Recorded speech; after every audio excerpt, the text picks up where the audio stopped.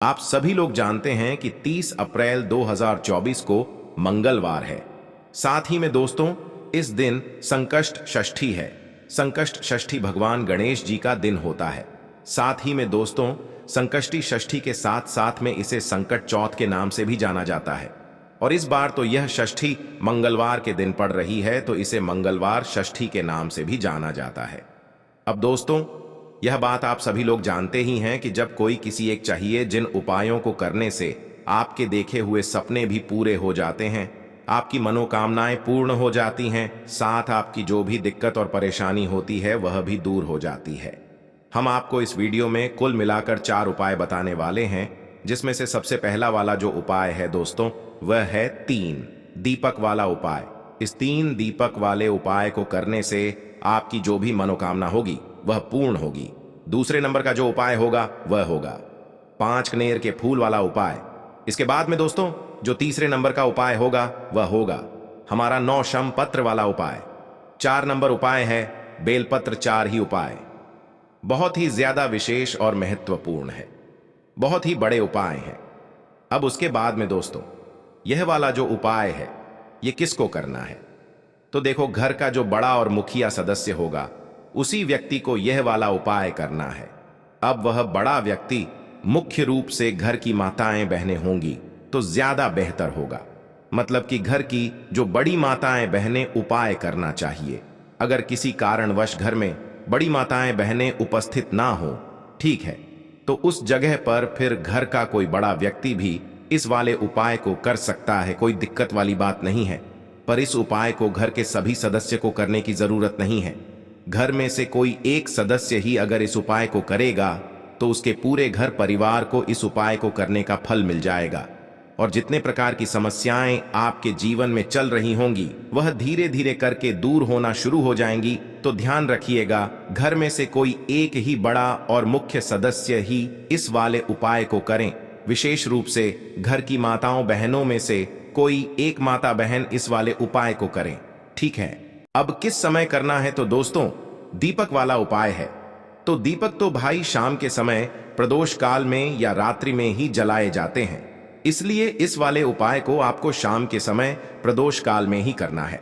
तो लगभग इस दिन संकष्टी दोस्तों हमने बनाया है, तो 3 अलग अलग जगहों पर यह दीपक रखा आएंगे। अब वह 3 अलग अलग जगह कौन सी है वो आप लोग ध्यान से सुनिए। देखिए, सबसे पहला वाला जो दीपक है वो आप लोग लेकर जाओगे किसी भी बड़े वाले बेलपत्र के पेड़ के नीचे, और बेलपत्र के पेड़ के नीचे पहुंचकर अपना पहला दीपक अपनी माचिस लेकर भी जाओगे। अपनी माचिस से अपना पहला दीपक जलाओगे और बेलपत्र के पेड़ के नीचे रख दोगे। भगवान से प्रार्थना कर लेना, आपको माता लक्ष्मी जी की कृपा के लिए आशीर्वाद प्राप्त कर लेना। तो पहला बेलपत्र के पेड़ के नीचे लगाने के बाद दूसरा दीपक आप लोग लेकर जाओगे किसी भी बेलपत्र के पेड़ के नीचे और आंवले के पेड़ के नीचे जाकर अपने तीसरा नंबर का दीपक जला देना है और वहां पर भी भगवान से प्रार्थना कर लेना है। उसके बाद में दोस्तों, तीसरे नंबर का जो दीपक होगा यह आप लोगों को लेकर जाना है किसी भी बड़े पीपल के पेड़ के नीचे, और पीपल का पेड़ भी बड़ा होना चाहिए। तो पीपल के पेड़ के नीचे जाकर अपना दूसरा दीपक जलाकर उस पीपल के पेड़ के नीचे रख देना। आपको सिर्फ घर से दीपक बनाकर लाना है और जलाना है, इन वृक्षों नीचे आकर जला देना है। इसके बाद में दोस्तों, आपका यह वाला उपाय पूर्ण हो जाता है। इस उपाय को करने से दोस्तों, जो कि आपको इस संकष्टी षष्ठी या संकटा चौथ के दिन जरूर करना चाहिए, माताओं बहनों के लिए विशेष रूप से है। तो इस वाले उपाय में हमें क्या करना है दोस्तों? यह है 9 बेल पत्र वाला उपाय। अब इस 9 बेल पत्र वाले उपाय में भी हमें साफ साफ यह बात समझ आती है कि इस उपाय में हमें 9 समी पात्र लेने होंगे। 9 समी पात्र लेने के लिए भी आपको शमी के पेड़ से शमी की पत्ती तोड़कर लानी पड़ेगी। कुल मिलाकर आपको 9 पत्ती लेकर आनी है शमी की। उसके बाद में दोस्तों, आप लोगों को सभी पात्र लाकर क्या करना है? शाम के समय प्रदोष काल में यह वाला उपाय करना है। अगर कोई शाम के समय ना कर पाए तो भाई वह सुबह के समय भी कर सकता है। उपाय माताओं बहनों के लिए इसीलिए जरूरी है क्योंकि इस उपाय को करने से उनके घर में जो उनके बच्चे होते हैं उनके ऊपर से सारी दहक और परेशानियां दूर होती हैं। साथ ही में उनके परिवार के ऊपर से भी सारे दुख कष्ट दूर हो जाते हैं। तो माताओं बहनों को विशेष रूप से यह वाला उपाय करना है। और इस उपाय को करने के लिए आप लोगों को 9 सभी पात्र लेकर आने हैं। 9 सभी पात्र आप लोग अपने साथ में लेकर आ जाइएगा। उसके साथ में दोस्तों आप लोगों को यहाँ पर एक घी का दीपक भी तैयार करना है, जो कि आप लोग आटे का ही तैयार करोगे। उसके अंदर गोल बाती रखोगे। साथ ही आप लोग यहाँ पर शुद्ध देसी गाय का घी डाल लोगे। यह सभी चीजें तैयार करके आप शाम के पहुंच जाना है। पहले भगवान के दर्शन कर लेना। अगर आप कोई शिव जी पर कोई चीज चढ़ाना चाहते हो तो पहले वह चढ़ा लेना। उसके बाद में उपाय करना। तो शिव जी के शिवलिंग के पास में पहुंचना और पास में पहुंचने के बाद अपने वह 9 सभी पात्र निकाल लेना। 9 शम पत्र से 5 समर्पित करने के बाद दोस्तों आप लोगों के पास 4 लौंग बचेंगे। अब ये 4 शम पत्र में से 3 शम पत्र आप लोगों को और अलग से निकाल लेने हैं।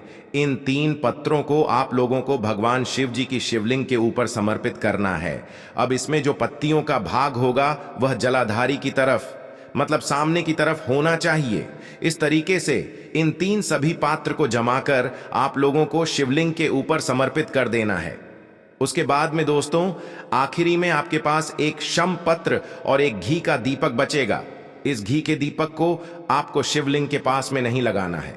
अब विजय से उसके साथ भगवान शिव जी की चौखट के पास में आ जाना है और मंदिर के अंदर से खड़े होकर मंदिर के बाहर देखना है कि आपका उल्टा हाथ कौन सा पड़ रहा है। उस उल्टे हाथ की चौखट पर बैठना है। मंदिर के बाहर नहीं निकलना है। मंदिर के अंदर बैठकर ही आप लोगों को क्या करना है कि भगवान शिव जी के उल्टे हाथ की चौखट पर आप लोगों को सबसे पहले अपना वह एक बचा हुआ शम पत्र समर्पित करना है। और समी पत्र समर्पित करने के बाद अपना वह एक घी का दीपक अपने ही माचिस से जलाकर इस घी के दीपक को आप लोगों को उसी शम पत्र के पास में गणेश जी के मोर ध्वज या मयूर ध्वज गणेश जी का नाम लेते हुए इस दीपक को वहां पर अपनी मनोकामना को कहते हुए रख देना है, जिस मनोकामना के लिए आप अपना यह वाला उपाय कर रहे हो। अब दोस्तों यहां पर आप लोगों ने जलाधारी के सीधे हाथ की तरफ सिर्फ वहीं पर आपको समर्पित करने हैं। गणेश जी की प्रतिमा के ऊपर समर्पित नहीं करना है। और 3 सभी पात्र आप लोग शिवलिंग ऊपर समर्पित करेंगे। बाकी एक कमी पत्र आप शिव जी की चौखट पर आकर समर्पित करेंगे और उसी के साइड में आप लोग दीपक लगाएंगे गणेश जी के मूल ध्वज और मयूर ध्वज गणेश जी का नाम लेते हुए, और अपनी मनोकामना इस जगह पर बैठकर जरूर बोल देना। बस दोस्तों यहां पर यह वाला उपाय पूर्ण हो जाता है। चलिए दोस्तों अब हम बात करते हैं तीसरा वाला उपाय में। अब इस वाले उपाय में आपको 5 कनेर के फूल वाला यह उपाय है। तो सीधी सी बात यहां पर हमें यह बात समझ आती है कि इस वाले उपाय में हमें 5 कनेर के फूल लाने पड़ेंगे। अब तो ये 5 कनेर के जो फूल होंगे ये आपको किसी दुकान पर नहीं मिलेंगे, किसी जगह पर नहीं मिलेंगे। ये आपको मिलेंगे सिर्फ और सिर्फ कनेर के पेड़ में। जो कनेर का फूल का पेड़ होता है ना, ये आपको वहां पर मिलेंगे। और बहुत ही आसानी से ये पेड़ आपको कहीं पर भी मिल जाते हैं और बहुत ज्यादा मात्रा में मिलते हैं और फूल भी बहुत ज्यादा मात्रा में इनमें लगते हैं। तो आपको 5 कनेर के फूल लेकर आने हैं। पहले कनेर का पेड़ ढूंढना है। पीले कलर के रंग के जो है कनेर के फूल होते हैं, तो उनमें से बस आपको 5 कनेर के फूल लेकर आना है। आप ज्यादा भी ला सकते हैं, पर उपाय में सिर्फ 5 कनेर के फूल ही योग होंगे। तो 5 कनेर के फूल लाकर आपको अपने घर पर ले आने हैं। और संकष्टी षष्ठी के दिन आप लोगों को क्या करना है, सुबह सुबह प्रातःकाल सुबह सुबह आप लोगों को यह वाला उपाय करना है। आप जब अपने घर से जा सकते हैं 5 कनेर के फूल उपाय के लिए अलग लेकर जाना है। भगवान जी शिव जी के मंदिर पहुंचना, वहां पर भगवान की जो भी आप पूजन अर्चना करना चाहते हो, जल चढ़ाना चाहते हो, बेलपत्र चढ़ाना चाहते हो, फूल चढ़ाना चाहते हो, वह सारी चीजें आप लोग चढ़ा देना। मतलब पहले अपनी सारी पूजन अर्चना कर लेना, उसके बाद में यह वाला उपाय करना। तो जैसे ही आप लोगों की पूजन अर्चना हो जाती है, उसके बाद में आप लोगों को अपना वह 5 कनेर के फूल निकाल लेने हैं जो आप उपाय के लिए लेकर आए हुए हैं। अब इन 5 कनेर के फूलों को आपको 5 अलग अलग जगहों पर चढ़ाने हैं। वो 5 अलग अलग जगह कौन सी हैं वो आप लोगों को सुनना है। देखिए 5 कनेर के फूल में से सबसे पहला वाला जो कनेर का फूल होगा ये आप लोग चढ़ाएंगे भगवान गणेश जी वाले स्थान पर। ये भगवान गणेश जी का स्थान जलाधारी के ऊपर होता है। जो कि जलाधारी के सीधे हाथ या राइट हैंड साइड पर होता है, तो आप लोगों को भगवान गणेश जी वाले स्थान पर पहला कनेर का फूल समर्पित करना है। फूल का खिला हुआ भाग आपको शिव जी की तरफ करके रखना है। उसके बाद में दोस्तों, दूसरे नंबर का कनेर का फूल आप लोग भगवान कार्तिक जी वाले स्थान पर समर्पित करोगे। जलाधारी के उल्टे हाथ की तरफ होता है, लेफ्ट हैंड साइड पर होता है। इसके बाद में दोस्तों, तीसरे नंबर का जो कनेर का फूल होगा, ये आप लोग माता अशोक सुंदरी जी वाले स्थान पर समर्पित करोगे, जो कि जलाधारी के बिल्कुल बीचों बीच में यह वाला स्थान होता है। उसके बाद में दोस्तों, आप लोगों के पास अब 2 फूल बचे हुए होंगे, जिसमें से चौथा नंबर का जो फूल होगा, कनेर का फूल होगा, वह आप लोगों को कहां पर चढ़ाना है? वह चढ़ाना है आप लोगों को माता जगदम्बा जी के माला पर। अब माला के पर भी आप चढ़ा सकते हो, या तो आप लोग शिवलिंग के कटी भाग पर भी चढ़ा सकते हो, या तो आप लोग शिव जी की 5 बेटियों का नाम लेकर उस पात्र में भी चढ़ा सकते हो। आप तो दोस्तों चौथे नंबर का जो कनेर का फूल है, ये आप लोगों को कटी भाग या जलाधारी के ऊपर कहीं पर शिव जी की 5 बेटियों का नाम लेते हुए, जो कि है जया, शामिल, बारी देव और 2 से नामों को लेते हुए आप इस फूल को समर्पित कर देना। उसके बाद में दोस्तों, आखिरी और 5वें नंबर का जो फूल होगा, वह आप भगवान शिव जी के शिवलिंग के ऊपर समर्पित करना है। जब इस फूल को आप शिवलिंग के ऊपर समर्पित करें, तो कनेर फूल का जो खिला हुआ भाग होगा, वह आपको आगे की तरफ जलाधारी की तरफ करके रखना है, जहां से जल बहता है और नीचे गिरता है। इस तरीके से दोस्तों, आप लोगों को इन 5 फूलों को 5 अलग अलग जगहों पर समर्पित करके जो भी मनोकामना हो, वह भगवान शिव जी से बोल देना है। आपकी वह मनोकामना बहुत ही जल्द पूर्ण जरूर हो जाएगी। चलिए बात करते हैं आखिरी उपाय के बारे में, जो कि संकष्टी षष्ठी का सबसे बड़ा और विशेष उपाय है। यह उपाय आपकी बड़ी से बड़ी बीमारी को समाप्त करने के लिए है। देखिए, इस उपाय के लिए आपको सबसे पहले 1 लोटा जल ले लेना है। तांबे के पात्र में जल ले लेना है। इसी के साथ आपको ले लेना है 1 बेलपत्र। आप जो भी लेंगे वह कहीं से कटा पट्टा नहीं होना चाहिए, और बेलपत्र की डंडी के आखिर में जो टूट होती है, यानी जो डंठल होता है, वो भी नहीं होना चाहिए। अगर आपके पास बेलपत्र नहीं है, तो शिवलिंग के आपके पास नहीं है, तो शिवलिंग के ऊपर चढ़े हुए सभी पात्र को उठाकर जल से शुद्ध करके आप उसका भी इस्तेमाल कर सकते हैं। देखिए, बीमारी को दूर करने के लिए, बड़ी से बड़ी बीमारी को, सालों पुरानी बीमारी को दूर करने के लिए पूज्य गुरु जी ने कहा कि इससे सर्वश्रेष्ठ उपाय कोई भी नहीं हो सकता है। इसलिए आप इस उपाय को बहुत ही ध्यान से समझिए। इसी के साथ फिर सबसे आखिर में आपको ले लेना है थोड़ा सा लाल चंदन। लाल चंदन का पाउडर अगर आपके पास है तो आप ले लीजिए, और थोड़ा सा जल मिलाकर उसको पेस्ट बना लीजिए। अब यह सारी सामग्री लेकर आपको शिवलिंग पहुंच जाना है।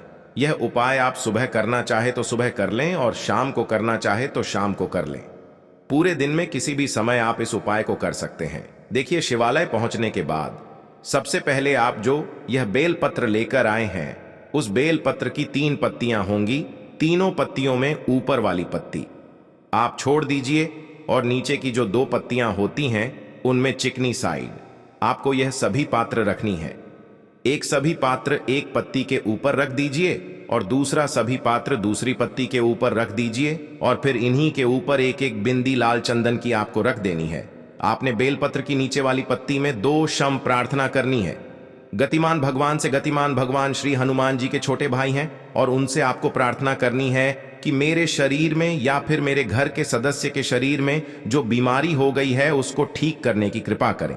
आप गतिमान भगवान से ऐसी प्रार्थना करते हुए यह पूरा बेलपत्र शिवलिंग के ऊपर समर्पित कर दीजिए। ध्यान रखिएगा, जिस तरफ आपने सभी पात्र रखे हैं और जिस तरफ आपने चंदन लगाया है, वह हिस्सा शिवलिंग में टच करेगा। इसके बाद आप जो 1 लोटा जल लेकर आए हैं, उसको धीरे धीरे शिवलिंग के ऊपर समर्पित करते हैं।